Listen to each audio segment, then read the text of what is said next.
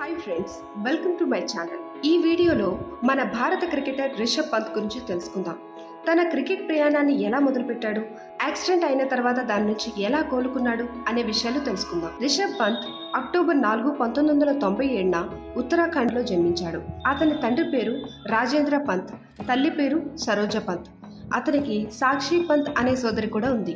2017లో రిషబ్ పంత్ తండ్రి గుండెపోటుతో మరణించారు. అప్పుడు అతను తీవ్ర అంకిత భావం మరియు సంకల్పాన్ని చూపించాడు. తన తండ్రిని దహనం చేసిన 2 రోజుల తర్వాత పంత్ IPL మ్యాచ్లో ఢిల్లీ డేర్ డెవిల్స్ తరపున 57 పరుగులు చేసి తన దివంగత తండ్రికి నివాళిగా అంకితం చేశాడు. ఉత్తరాఖండ్లోని రూర్కీలో పుట్టి పెరిగిన రిషబ్ పంత్కు చిన్నప్పటి నుండి క్రికెట్ పట్ల ఎక్కువగా ఆసక్తి ఉండేది.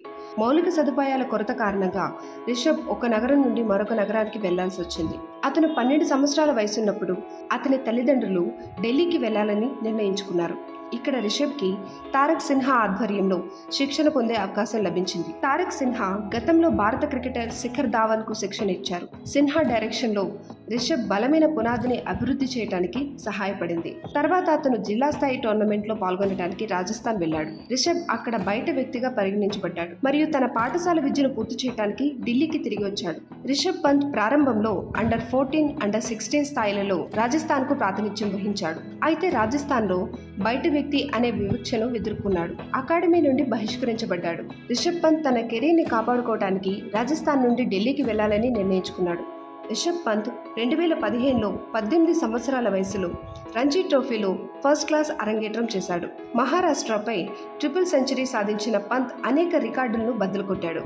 2016లో భారత అండర్-19 జట్టులోకి ఎంపికైన తర్వాత రిషబ్ పంత్ అందరి దృష్టిని ఆకర్షించాడు. 2016-17 సీజన్లో జార్ఖండ్పై 48 బంతుల్లో సెంచరీ సాధించాడు.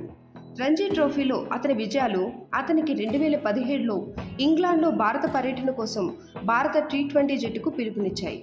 రిషబ్ పంత్ తన ఇంటర్నేషనల్ కెరీర్ చూసుకున్నట్లయితే జనవరి 2017లో ఇంగ్లాండ్తో జరిగిన సిరీస్ కోసం భారత T20 అంతర్జాతీయ జట్టులో పంత్ ఎంపికయ్యారు. ఫిబ్రవరి 1, 2017న బెంగళూరులోని M చిన్నస్వామి స్టేడియంలో ఇంగ్లాండ్తో జరిగిన 2017 T20 ఇంటర్నేషనల్లో పంత్ భారత్ తరపున అరంగేట్రం చేశాడు.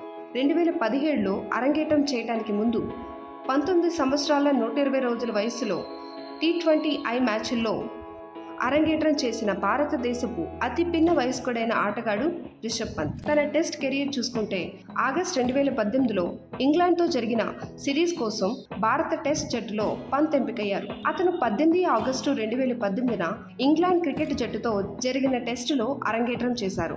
టెస్ట్ క్రికెట్లో సిక్సర్తో తన కెరీర్ను ప్రారంభించిన తొలి భారత బ్యాట్స్మెన్గా పంత్ నిలిచాడు. సెప్టెంబర్ 11, 2018న పంత్ తన తొలి టెస్ట్ సెంచరీని ఇంగ్లాండ్పై సాధించాడు. అతను ఇంగ్లాండ్లో టెస్ట్ సెంచరీ సాధించిన 2వ అతి పిన్న వయస్కుడైన వికెట్ కీపర్ మరియు మొదటి భారతీయ వికెట్ కీపర్ అయ్యాడు.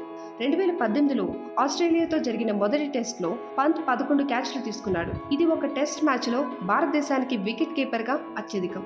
అందుకు గాను ICC emerging cricketer of the year award 2018 అవార్డును గెలుచుకున్నాడు. 2019 జనవరిలో ఆస్ట్రేలియాలో జరిగిన టెస్ట్ మ్యాచ్లో సెంచరీ సాధించిన తొలి వికెట్ కీపర్గా పంత్ నిలిచాడు. 2019 సెప్టెంబర్లో వెస్టిండీస్తో జరిగిన 2వ టెస్ట్లో టెస్ట్ క్రికెట్లో 50 డిస్మిస్లను చేసిన భారతదేశానికి అత్యంత వేగవంతమైన వికెట్ కీపర్గా పంత్ నిలిచాడు. అదే టోర్నమెంట్లో పంత్ తన తొలి టెస్ట్ సెంచరీ సాధించాడు. తద్వారా పంత్ ఇంగ్లాండ్లో టెస్ట్ సెంచరీ సాధించిన 2వ అతి పిన్న వయస్కుడైన వికెట్ కీపర్ మరియు మొదటి భారత్ వికెట్ కీపర్ అయ్యాడు. 2021 అహ్మదాబాద్లో ఇంగ్లాండ్తో జరిగిన 4వ టెస్ట్ 2వ రోజున రిషబ్ పంత్ తన 3వ టెస్ట్ సెంచరీని సాధించాడు. ఇది భారతదేశంలో మొదటిది.